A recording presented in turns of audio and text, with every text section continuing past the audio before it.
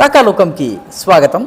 కీలరికి వాత పెట్టడం ఎలాగా? ఇది నరేంద్ర మోదీకి తెలిసినట్టుగా బహుశా ప్రపంచ రాజకీయ నాయకుల్లో చాలా తక్కువ మందికి తెలుసు. బంగ్లాదేశ్లో పరిణామాలు పూర్తిగా భారత వ్యతిరేక ప్రభుత్వాన్ని ఏర్పాటు చేసేటటువంటి అమెరికా పాకిస్తాన్ల కుట్రలు, నానాటికి పెరుగుతున్నటువంటి పాకిస్తాన్ ఐఎస్ఐ ప్రయత్నాలు, వీటన్నిటి నేపథ్యంలో అక్కడ పరిస్థితుల్ని చక్కదిద్దేందుకు, పరిస్థితులపైన అదుపు సంపాదించేందుకు నరేంద్ర మోదీ ఒక చిన్న పాచిక వేశారు. ఒక పావును ముందుకు కదిపారు. చూడటానికి చాలా చిన్న ప్రయత్నంలాగా కనిపిస్తుంది. అసలు ఎవరికి కూడాను ఈ చర్య యొక్క అంతరార్థం ఏమిటో కూడా అర్థం కాదు. మన అడానీ కంపెనీ ఏదైతే భారతదేశంలో విద్యుత్ని ప్రొడ్యూస్ చేసే కంపెనీ ఉందో, ఇది జంషెడ్పూర్లో జార్ఖండ్లో దీనికి ఒక ప్లాంట్ ఉంది. ఈ ప్లాంట్ ద్వారా ఉత్పత్తి అయినటువంటి విద్యుత్తుని నేరుగా బంగ్లాదేశ్కి సరఫరా చేయాలి. ఓన్లీ బంగ్లాదేశ్కి సరఫరా చేయాలి. ఇప్పుడు బంగ్లాదేశ్లో మారిన పరిస్థితుల నేపథ్యంలో ప్రభుత్వం ఒక చిన్న సర్క్యులర్ జారీ చేసింది. ఆ సర్క్యులర్ జారీ చేసి భారతదేశపు అంతర్గత అవసరాల దృష్ట్యా ముందు భారతదేశానికి సరఫరా చేసిన తరువాతే బంగ్లాదేశ్కి పవర్ సరఫరా చేయవచ్చు అని చిన్న మార్పు మార్చింది. దీని అర్థం ఏంటి?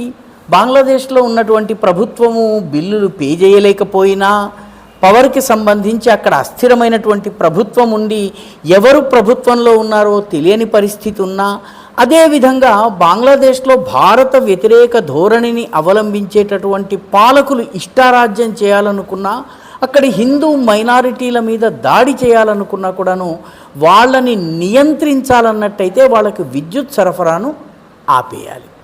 భారతదేశం లోపల అమ్ముకోవచ్చును అనగానే అంత దూరము సరఫరా చేయటానికి బదులు స్థానికంగా సరఫరా చేయటానికి అదానీ కంపెనీ సిద్ధమవుతుంది. అదానీ కంపెనీకి బంగ్లాదేశ్ డీల్ వల్ల నష్టము జరగదు, అంటే భారతదేశపు పారిశ్రామికవేత్తకి లాభము. అదే సమయంలో బంగ్లాదేశ్లో విద్యుత్ కొరత వస్తుంది. బంగ్లాదేశ్లో భారత వ్యతిరేక ధోరణుల్ని అవలంబించే వాళ్లకు ఒక హెచ్చరికలాగా ఉంటుంది. అంటే నరేంద్ర మోదీ కీలరికి వాత పెట్టడము. బంగ్లాదేశ్ ఆర్థిక వ్యవస్థ ప్రస్తుతం అత్యంత దయనీయ స్థితిలో ఉంది. దానికి ఉన్నటువంటి ఏకైక పరిశ్రమ గార్మెంట్ పరిశ్రమ. ఈ గార్మెంట్ పరిశ్రమ గనక మూతబడితే విద్యుత్ లేక ఆ దేశము ఆర్థికంగా కుప్పకూలిపోతుంది. అమెరికా కానీ చైనా కానీ దాన్ని కాపాడటం అనేది అసాధ్యమవుతుంది. కాబట్టి ఇలా బంగ్లాదేశ్కి ప్రధానమంత్రి కీలరికి వాత పెట్టారు. ఈ వీడియో మీకు నచ్చినట్టయితే లైక్ చేయండి, షేర్ చేయండి, ఈ ఛానల్కు సబ్స్క్రైబ్ చేయండి. మీ అభిప్రాయాన్ని కమెంట్ల రూపంలో తప్పనిసరిగా పంపించండి.